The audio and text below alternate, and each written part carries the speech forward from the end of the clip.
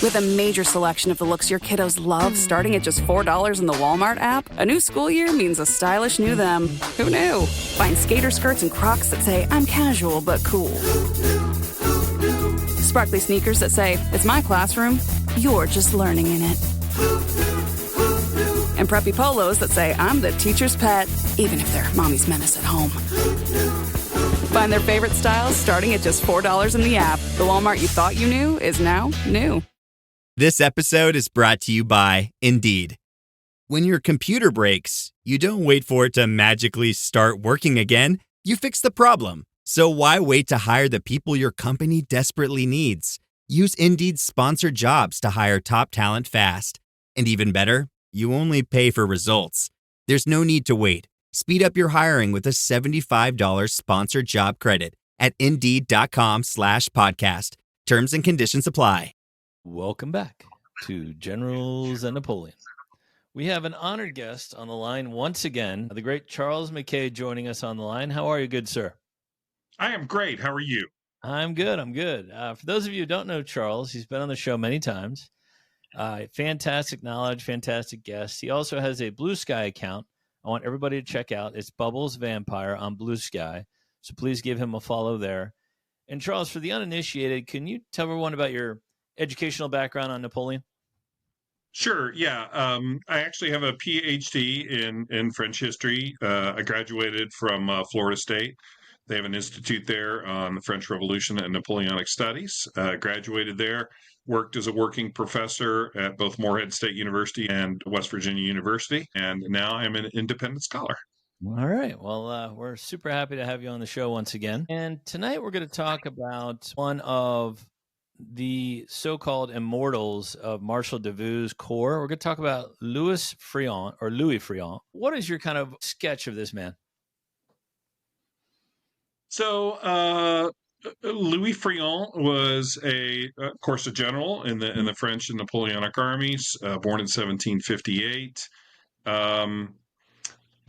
I won't call him a plotter, but he's left over from that. He had service in the French army before the Revolution and was an incredibly capable tactician and leader, both on the field and off the field, and also had the good sense, if you want to call it that, or good luck, to marry into Davout's family. And so that, in a sense, helped his career tremendously. Although, honestly, he doesn't need it. He's an incredibly gifted officer. Yeah, it's funny you mentioned that, marrying into a Marshal of France's family, because Napoleon's the rising star, but all these other rising stars, the Marshals, Napoleon's family. So if you can get in that solar system, it's usually pretty good for your career. Yeah, absolutely. Absolutely. You know, listeners of your show will know that the importance of the family is incredibly important to Napoleon, such that, you know, certainly promotion in the early part of the empire, during the Revolution, early part of the empire, was based entirely on merit. And those lines get a little fuzzy towards the end of the empire, where family is promoted. You know, I don't think anyone could say with a straight face that Jerome was the most capable person that could have run the Kingdom of Westphalia, and yet he's promoted to be a king.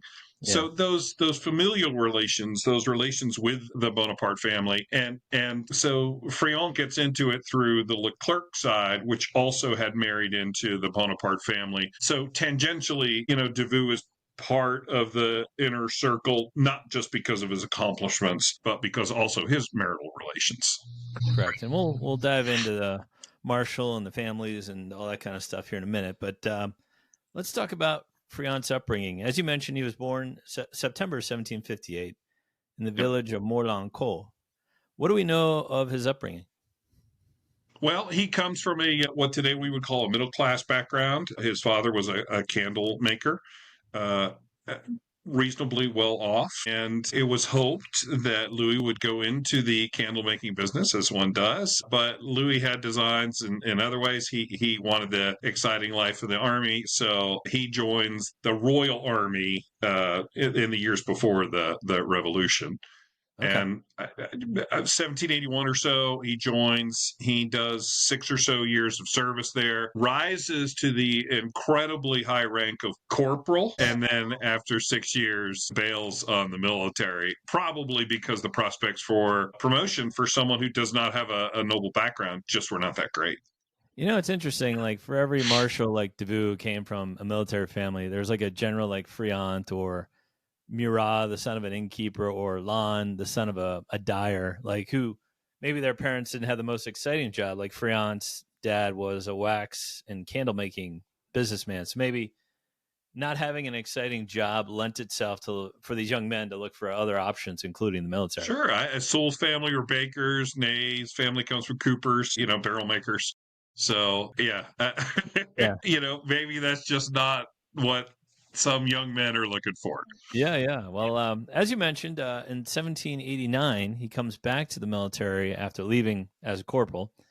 And he joins the Parisian National Guard during the French Revolution. And a few years later is elected to lieutenant colonel. So that's a pretty rapid rise. Does he see any action? Yeah, he's engaged quite heavily from, of course, when the war breaks out in spring of 1792. Really until 1794 or 95 in the Benelux area, modern-day Belgium. He's at Fleurus, for instance, and he's constantly engaged in action, wounded multiple times, not grievously, but wounded. So he's on the front, taking fire, involved in leading his men from the front, as a lot of these distinguished generals of division and future marshals are going to have that experience. Indeed, yeah. Well, in 1794, he takes part in the Great Victory of Fleurus, which is a notable victory over the Austrians. And I believe it is the first battle to use aerial observation and recon in the form of a balloon. Yeah. And the future Marshal Soult also said the battle, quote, was 15 hours of the most desperate fighting I've ever saw in my life, end quote. So it sounds like Friant's learning on the job, right? Oh, absolutely. And there are lots of engagements where Friant is involved, not just big set piece battles like Fleurus, but also little skirmishes and actions all along the way. So he's right up there in it. Okay. Well, in 1795, he finally gets the promotion to big general of brigade, and served as chief of staff to General Scherer. And then in 1797, he joins Bernadotte's division in Italy. Is this where he first met Napoleon Bonaparte? We don't have any, I'm not aware of any records that they met in 1797. It would be impossible to think that they didn't at least make each other's acquaintance. Where they're most likely to have spent a lot more time together or got to know each other better would have been on the expedition to Egypt, which comes in a few years later. Right, yeah, and Friant joins the Napoleon's expedition to Egypt and serves under the talented General Desai and a future boss named Davout, correct? Yeah, absolutely. And Desai and Davout are best buds, so it would not be surprising that Friant would get exposed to and introduced to, socialized with Davout during that time. Okay. Well, in 1799, Friant is promoted to general of division. So again, he's rapidly rising up the ranks. Do we know how he performed in the Egyptian campaign? I know it was a brutal campaign for all of Napoleon's soldiers. Yeah, although he took a less publicized route, Desai, of course, was sent to Upper Egypt, which a little counterintuitively is south along the Nile. So he misses, for instance, Napoleon's invasion of the Holy Land. He misses all that because he's seeing quite a bit of action down the Nile along with Desai and Davout. Okay. Well, he unfortunately is not one of the lucky few who escapes with Napoleon to France. Napoleon's replacement, Kléber, is killed shortly thereafter by an assassin, and Friant becomes second in command to General Manot, who commanded all French forces in Egypt. So, I mean, that's a pretty lofty position for Friant, so he must have had some talent as an organizer. Yeah, absolutely. And he served well, like I said, in the Upper Egypt campaign. And I think he distinguished himself there and then became Manut's second in command. So he's evacuated with the troops once there's finally an agreement with the British who effectively take over Egypt in 1801. Okay. was repatriated back to France after the surrender to the British, and a few years later marries the sister of General Leclerc, which makes him brother-in-law to his future boss, Marshal Davout. What do we know about his personal life? We know that marriage was probably, I don't know, one of the signature moments in his life in terms of just good fortune or good planning. Oftentimes it might be good for your readers to remember that the concept of marrying for love is a relatively new one. Usually marriages were put together to unite the interests of separate families, things and such, although they could marry for love. It happened. Yep. So it turned out to be a fortuitous development for Friant. Yeah, you look at some of the marriages. I know Napoleon's brother Louis' marriage to Josephine's daughter Hortense was not love at all, and nor was love found in there. But then you look at Prince Eugene's marriage. I think it was to the daughter of was it Bavaria or one of the allies of Napoleon? Right. Yep. And that turned into love. That turned into a love story. Right. Absolutely. Absolutely. And, our good friend Rachel details with great clarity the relationships between the marshals and their spouses. And there were some there were some great marriages, and then there were some ones that were not so great. And then, in one particular case, General Junot married a woman who wrote all kinds of scandalous memoirs, and that was a tumultuous relationship, to say the least. I like that you shoehorned a Juno reference there. That's good. Hey, That's man, good. I got, wherever I can, right? I know. That's your guy. Getting back to Friant, in 1805, he takes command of the 2nd Division of Davout's famed 3rd Corps. And Davout's division earns a reputation for rapid marching, notably moving 70 miles in 46 hours to arrive just in time to secure the right flank of Napoleon's army at the victorious Battle of Austerlitz. I just want to pause here for a minute to point out what a feat of arms that is in December in the middle of the night, right? Yeah, and I've seen the reference to 46 hours. I think it was closer to 36 hours. I think there might be a typo in some of the sources there. But let's conceive that a different way. That's 2.5 marathons, 36 hours. Right. That's just ridiculous. Once they got to the destination, Elting points out that there were probably only, out of 20 men, only one of them arrived, on time. Right. The stragglers, the line of stragglers was impressive. But nevertheless, Davout had planned for this and had officers placed and, was able to wrangle the stragglers. And as we all know, the 3rd Corps made a fantastic show of itself on the southern French right flank at Austerlitz. And Napoleon really gambled, your listeners will be well aware, on Davout holding that flank so that he could make his assault on the Pratzen. Yeah, and I think that's a great way to reference it or make it a modern times analogy. Imagine running 2 marathons and then fighting a battle at the end of it. 2.5 marathons. Yeah, I don't have any bumper stickers on my car. If I ever put a bumper sticker on my car, it would say 0.0. Yeah. So I am not going to run a marathon, and these guys are doing 2.5 marathons. Now, they're seasoned, and this speaks to, and Friant was of the same camp at Davout here. They drill these guys, I don't want to say remorselessly. Let's just call it thoroughly. Right. So, they march, they're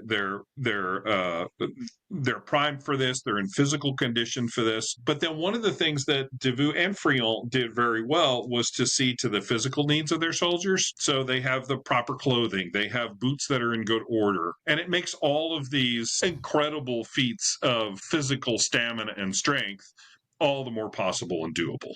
That's a good point. Well, during the ferocity of the Austerlitz fighting, Friant has 3 horses shot out from under him. This later becomes his coat of arms when he's ennobled by Napoleon.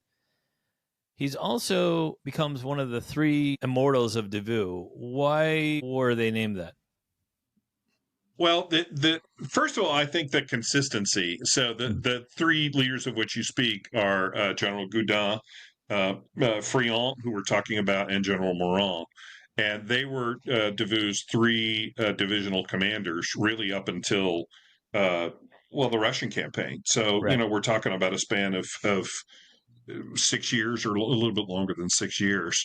Yeah. That's incredibly consistent. And these guys, share Davout's commitment to drill and commitment to looking after the personal concerns and personal welfare of the soldiers. That made that corps unique. It made it special. There were some who mentioned that that Davout's corps, the condition of those soldiers rivaled that of the Imperial Guard. So, and then of course, then they could walk and march with a bit of swagger. And a French army of the Napoleonic era marching with swagger, you think that ever happened? Of course it did. And, there was definitely some pride in that. I think you hit on something, though. Davout's Third Corps, Ney's Sixth Corps, the Imperial Guard, they all had usually the same commanders and the same kind of divisional commanders. And when you have that uniformity over multiple years, instead of changing commanders willy-nilly, you have consistency like the Pittsburgh Steelers or any organization that's had like 3 coaches in its existence, where you have that consistency. You know what to expect from the commanders. Absolutely. And it helps that if the commanders are in alignment with the corps commander. Now, that won't always be the case with Davout, but we can talk about that a little bit later on. Okay.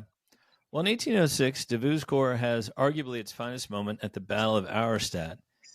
And without us going too down into the rabbit hole, can you tell us what happens there? Sure.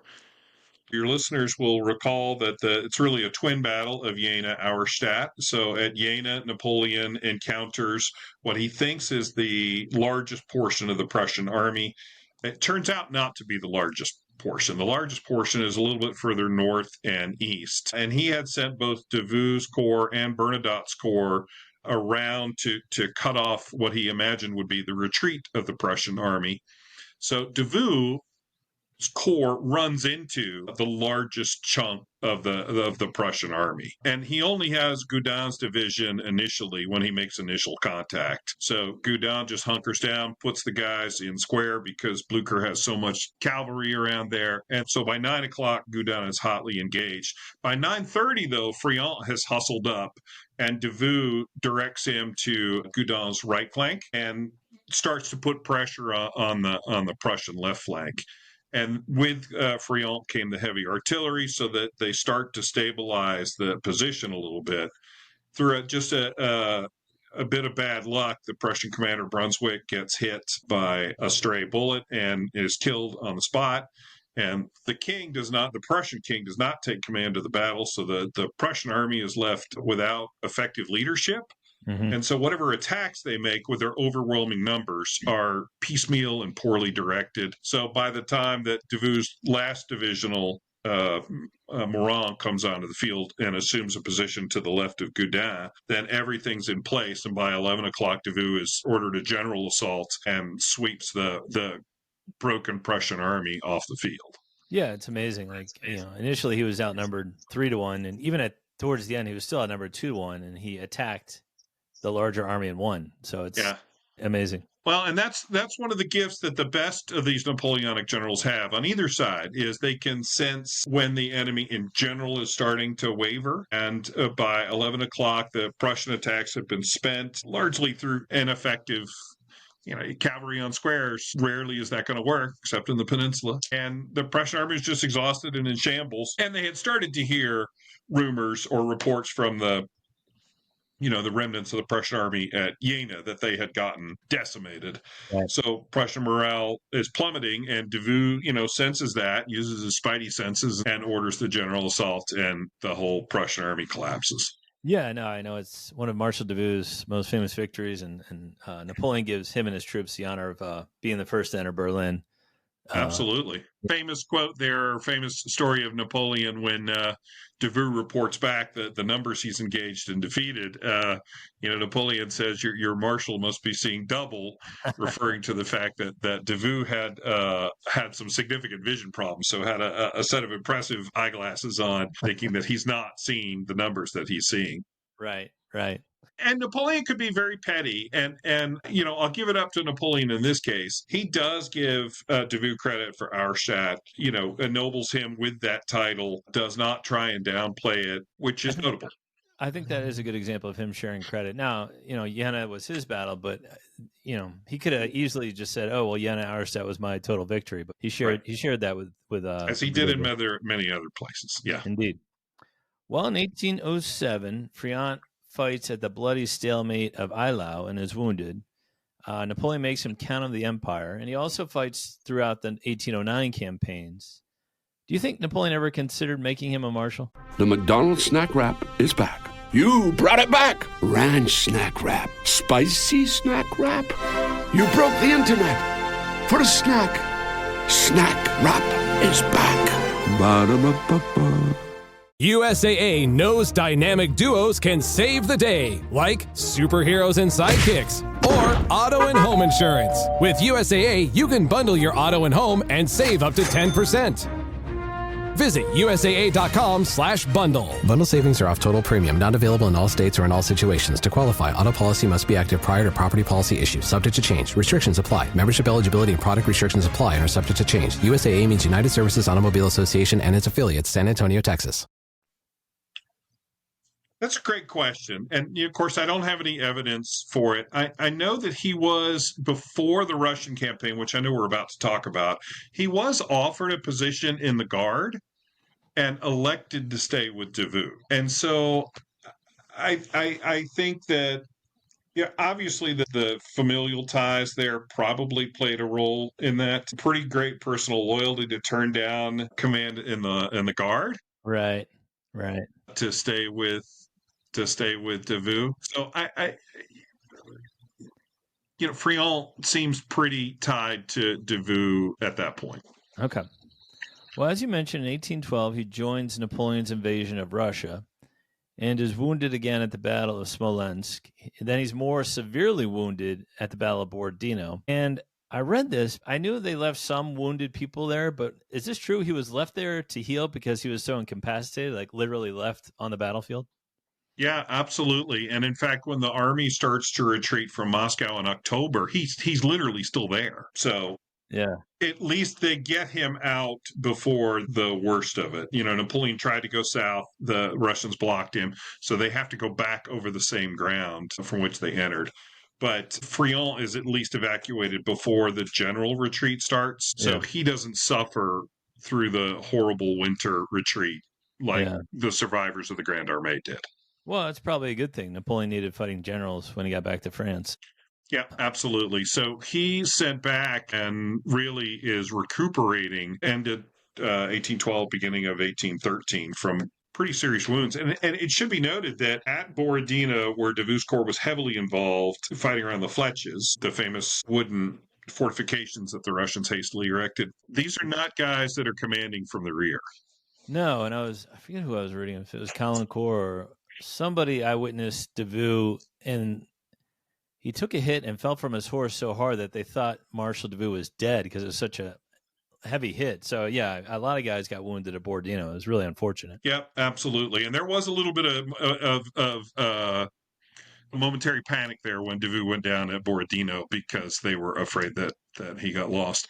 And, we don't have to look far to know how devastating that could be. Bagration went down in the same area, and that was a factor that led to demoralizing, to the extent that it did, the Russian army. That's a great point. You mentioned it during the Auerstädt. Like when an army loses their commander in any fashion, it can be, the morale can just plummet.